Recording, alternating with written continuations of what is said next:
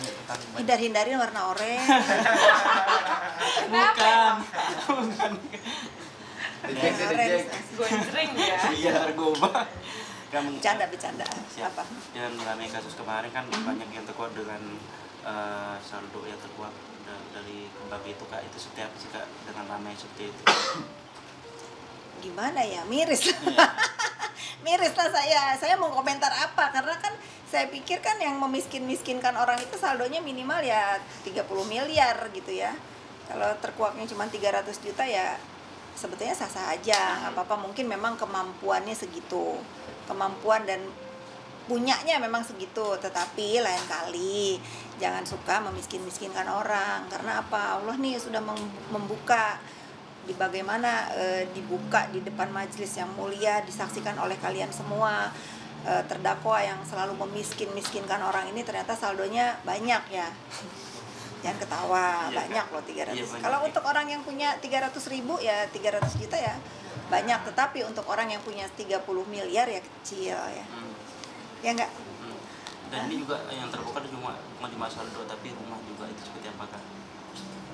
Nggak masalah sebetulnya, semua orang juga pasti, jangankan terdakwa ya, yang kita tahu lah, saya aja, teman-teman saya aja nggak masalah kok KPR rumah. Punya hutang itu tidak masalah, cuman yang masalah itu bagaimana kemampuan kita membayar itu kan. Kalau misalnya oh iya dia punya kemampuan karena di approve sama bank, ya bagus gitu ya, cuman berpikir aja nanti ke depannya bayarnya bagaimana gitu. Tapi kalau dari awal sudah ditemukan nih cara mendapatkan rumah itu dengan cara-cara tidak patut, ya kan sebetulnya mungkin dugaan saya ya nanti akan ada lagi nih ulah-ulah terdakwa untuk membayar rumah yang ingin dia miliki. Ya mudah-mudahan sih ya Allah memberikan rezeki dia di jalan yang halal, yang benar. Tapi kalau misalnya akan terulang perbuatan ini, itu kan yang bahaya ya.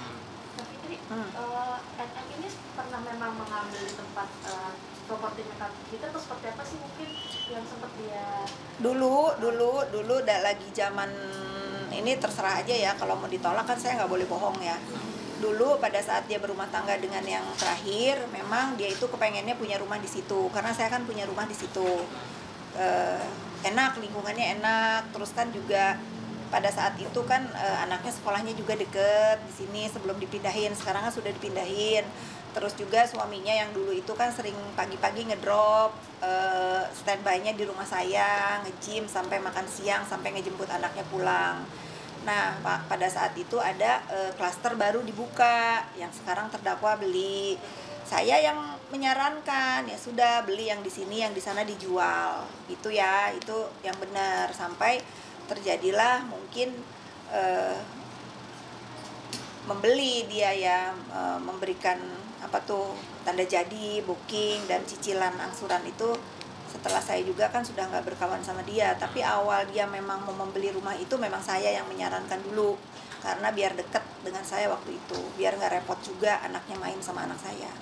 Berarti yang potongan apa 40 kan tadi sudah dibahas, itu bukan potongan, itu diskon. Karena memang dia itu kalau sekarang kita lihat kan tahun berapa tuh ya, itu kan udah lama ya, sangat wajar kalau developer itu memberikan potongan harga untuk awal-awal mereka launching. Dan bukan cuma dia ya yang dapat diskon, itu banyak juga. Mungkin termasuk Arafi kan, Arafi juga punya unit di situ, sama pasti. Itu bukan endorse ya, menurut saya ya biasalah.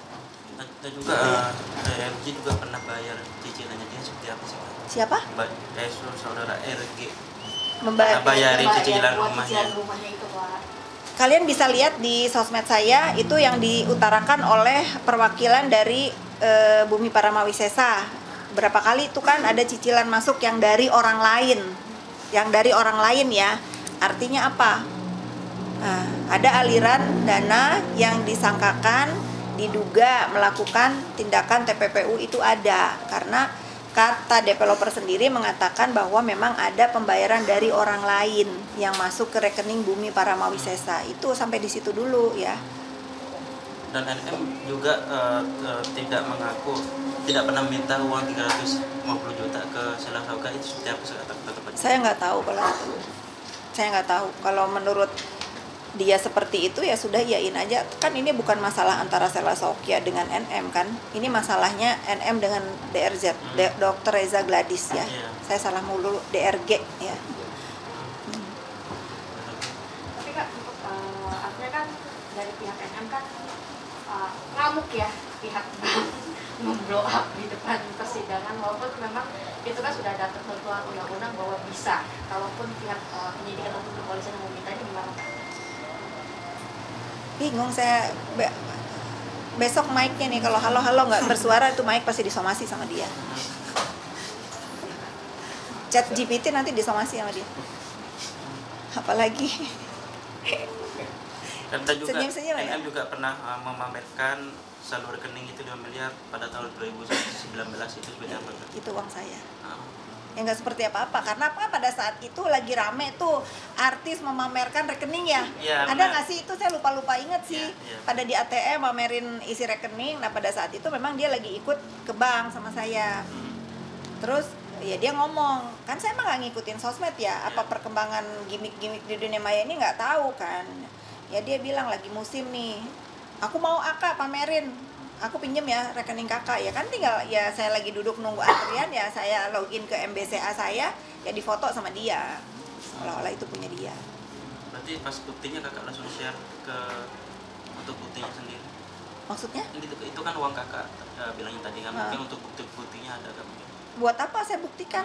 Gak usah saya buktikan, itu kan memang kan di layar handphone itu kalau yang pinter itu ada pantulan muka saya kan. Iya. Karena saya yang moto kan, ada pantulan muka saya kan. Nah itu kan kalau yang jeli tahu ini muka Bu Fitri nih gitu, nggak usah didebatin lah ya. Lagian nggak penting banget gitu untuk orang punya saldo berapa mau bagaimana. Itu kan kita sebagai orang itu kan yang menjadi rahasia itu seberapa banyak hartamu, seberapa banyak hutangmu gitu kan. Itu kan yang menjadi privacy sebetulnya.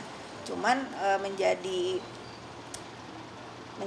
teguran, kalau kata saya ya, teguran kepada saudara terdakwa bagaimana dia selalu menghujat orang, memiskinkan orang, ngata-ngatain orang banyak hutangnya. Akhirnya apa? Allah buka, Tuhan yang Maha Esa membuka, nih kamu jangan selalu mengata-ngatain orang, ternyata kamu pun hutangnya banyak, dengan kemampuannya ada atau tidak gitu ya. Ternyata saldo kamu sekian, yang kamu kata-katain miskin mungkin uangnya lebih banyak dari kamu gitu. Simpel sih. Tapi Kak, ketika masih dekat dulu, mungkin kan ini kan memang ya seperti di kakak miskin itu tetap dinasehati ya sih Kak? Ya tentu tidak, karena saya sudah tidak berkomunikasi lagi. Kan kamu tahu, saya cukup diam berapa lama, dihujat-hujat, dikata-katain, yang dia pakai kain sarung itu tujuannya kan buat saya dikatain, sorry ya, dipanggilnya juga bukan sebagai manusia gitu ya. Saya mah ikhlas aja. Saya serahkan selalu ke Allah Subhanahu wa taala, balasan apa yang pantas kira-kira untuk orang yang memperlakukan saya tidak adil ya. Ya udah, saya mah ikutin aja lah. Kalau saya ini sekarang selalu membahas ini bukan membahas dia ya. Saya membahas masalah Reza Gladys, karena saya kalau dibilang sekarang kan bilang kalian ini netizen suka pansos. Saya pansos dari Reza Gladys ya, catat. Saya pansos dari Reza Gladys karena saya membela kepentingannya dia. Ya. Tapi mau beralih ke Gladys gitu sih. Ya menurut kamu kalau sudah kan kamu pasti tahu lah saya diapain. Terus saya nggak punya harga diri gitu, harus terus membenarkan, terus menerima aja, terus ibaratnya gini ya, kita digigit ya sama guguk, kita digigit ya kan nggak mungkin kita nggak melakukan apapun untuk itu gitu. Berarti emang ada kekecewaan besar juga Pak salah satunya? Nggak ada kecewa. Kalau saya mau kecewa itu, kalau saya mau marah itu sama Yoke yang 5 tahun mendoxing saya. Kalian kan sudah tanya tadi, saya nggak ada amarah dendam sama Yoke. Kalau si terdakwa ini kan cuma 1 atau 2 tahun ya. Ya sudahlah, buat apa saya carrying dendam, kan nggak enak. Kalau saya sekarang ada di samping Reza Gladys itu, sekali lagi teman-teman yang saya sayangi, pada saat saya didoxing, pada saat saya dibully oleh terdakwa ini, nggak ada satu orang pun yang mau berdiri di samping saya. Tidak ada yang mau membela saya. Yang populer kan yang dipuji-puji sebelah. Sudah pasti itu semua berbondong-bondong ke kubu terdakwa. Untuk apa? Untuk di framing nih, untuk di brainwash sama dia nih. Kalau dia memang nge-brainwash teman-teman saya, oh yang jahat itu Kak Fitri loh, aku itu disuruh ini, aku tuh sebetulnya orangnya baik ya. Aku mah tinggal senyum aja. Kamu percaya? Ya enggak, ya sudah, tapi nggak usah deket-deket aku, nanti kamu kena. Paling gitu. Nah sekarang buktinya berapa tahun saya sudah tidak berteman sama dia, kena masalahnya apa? TPPU, ngeri kan? Ya kalau zaman saya temenin kan ya sekedar ngomong-ngomong di dunia maya, ITE ya, bukannya saya benarkan ya, tentu tidak saya benarkan. Tapi yang saya dituduh dalang ini itu ya, Allah sekarang memberikan dalang di hidup dia yang sehingga dia sekarang menjadi terdakwa dugaan kasus TPPU. Jadi sekarang baru tahu sifat aslinya Kak, atau gimana? Saya sudah tahu dari pertama dulu saya mau berteman sama dia, saya bukannya menutup mata ya, tapi memang saya tidak tahu dengan jelas. Katanya gitu kan. Setelah saya siap, sebetulnya sebelum saya menemani pun membela dia dulu, saya sudah siap hari ini akan terjadi di hidup saya. Jadi santai. Nggak ada. Satu helai daun jatuh itu udah takdir kehendak Allah Subhanahu wa Ta'ala. Apalagi kita manusia, kita mau jalan kemana, kita mau dekat sama siapa, kita mau bertemu sama siapa, ya sudah, itu udah jalan hidup yang harus dilewati, takdir sudah. Perihal berarti garis di turut sama KPK Itu bodoh ya. Itu aduh, itu saya nggak ngerti lagi, ini giringan opini dari buzzer ini kok bisa. Itu kan, itu yang digerebek itu kan udah nyata, bukan rumahnya Reza Gladys, bukan dia. Kok bisa? Lagian ya yang bertahan untuk maaf ya, yang bertahan bodoh itu percaya aja. Kasihan loh, kasihan hidup kalian, kasihan diri kalian yang selalu meyakini berita yang nggak benar gitu. Kalau Reza Gladys mah santai, dia lagi umroh sekarang. Iya, dia umroh dari kemarin. Saya nggak tahu, tapi kemarin dia video call pamit untuk umroh. Saya bilang ya sudah, serahkan aja urusan dunia ini kepada yang berwajib, fokus aja ibadah sana, berserah diri dan memohon perlindungan ke Allah Subhanahu wa Ta'ala.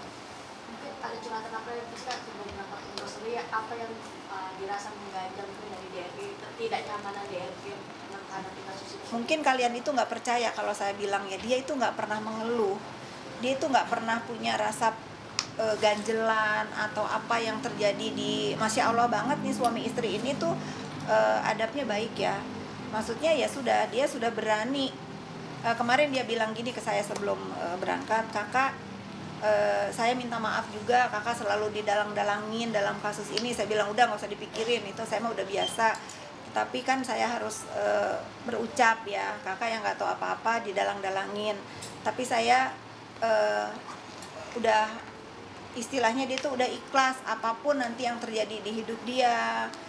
Dia baik banget ya, dia bilang Allah memberikan rezeki saya Masya Allah banget dengan cepat ya, mungkin ini ujian yang harus mereka berdua lewati gitu ya. Itu aja yang kadang saya juga kasihan ya, maksud saya ya udah nggak usah pikirin. Katanya akhirnya aku juga ikut dibully, aku juga ikut di framing, dituduh ini itu gara-gara deket sama dia. Saya bilang sama mereka berdua, nggak usah khawatir, saya ini Fitri Salhuteru, nggak mungkin tumbang sekedar di doxing begitu, udah santai aja. Di doxing masalah nama, Iya, semua apa. Saya tetap di sini, saya tetap pulang ke rumah saya dengan pemandangan hijau-hijau di rumah saya tetap bercanda dengan anak-anak saya tetap menikmati hari-hari saya dengan santai, dengan tenang. Semua doxingan bulian dari apa? Dari Markus, dari judol, dari penipu, dari apa lagi? Udah semua. Nah, keluarga ya sudah, itu udah bukan hal yang harus saya kena mental ya. Nggak mungkin saya kena mental dengan urusan-urusan begitu yang saya tidak merasa seperti itu. Nggak mungkin. Saya tuh kena mental kalau apa? Mau tahu nggak saya kena mental apa? Kalau anak saya sedih, itu doang. Kalau anak saya tuh I miss you mami katanya, yang ada di Kanada tuh, saya kena mental itu. Saya rasanya pengen besok terbang ke sana. Kalau urusannya Anak. perdunia mayaan mah nothing lah. Tapi Kak, artinya marah seperti apa sih Kak, sampai ya tadi Kakak bilang gitu di doxing, isu judul, isu Saya nggak marah kan, kamu. Saya tidak marah. Kenapa tidak marah Kak? Ya buat apa saya marah? Untuk kita ini manusia ini ada ujiannya masing-masing. Kenapa? Ya buat saya nggak berat ya. Mungkin buat Anda berat, buat saya nothing buat saya. Tapi ada kekecewaan Kak, akhirnya bertubi-tubi kan? Nggak ada. Nggak ada. Jadi percuma ini menggerakkan buzzer, keluar duit, keluar uang katanya kan miliaran untuk menumbangkan Fitri Salhuteru biar nggak deket-deket Reza Gladys. Mendingan kasih kalian media ya, suruh memberitakan yang benar ya nggak. Nih media nih ya, mendingan mensejahterakan media yang benar-benar nyata, itu menurut saya bagus. Nah kalau saya didoxing sama kalian, saya ikhlas ridho. Karena apa? Ya sudah, kan ini namanya pemberitaan. Ya saya pasti hai gitu, nggak kasihan amat. Kalau sekarang itu saya tuh kasihan banget, bukan amat. Untuk apa spend uang untuk menggerakkan buzzer tuh di Pasar Minggu tuh pusatnya? Buat apa gitu? Nanti kalau saya ada waktu kita ke rumahnya itu ya, yang diduga tempat penyimpanan alat-alat ngebuzzer. Boleh. Pindahin ya, jangan di situ. Pindahin. Nih saya udah tahu di deket apa tuh di situ. Pindahin. Kalau yang di Jatim mah kejauhan, saya nyamperin. Yang di sini aja di Pasar Minggu, ntar saya samperin. Jakarta World ya? Ada 3 titik ya. Yang kita samperin yang di sini aja, yang di Dekat. Pasar Minggu ya. Ya, Nah, siap. pindahin deh. Oke, pindahin ya. Tapi kan terakhir Ketawa. Kak, yang Melvina kan harusnya kan isunya Iya. kan mau jadi saksi di Melvina ini kan teman-teman bertanya, Kak, gimana Melvina? Saya sudah berkomunikasi sama Melvina ya. Saya sudah bilang, Melvina, ini kan adanya pelaporan ini atas dukungan dari teman-teman semua yang merasa skincare-nya dihancurkan.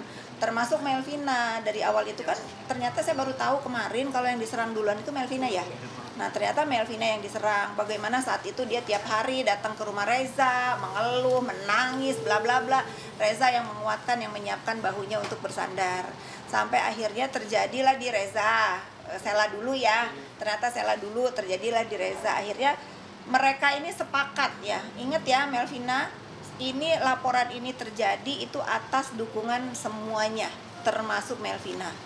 Jadi kenapa tidak menyelesaikan ini sampai di akhir?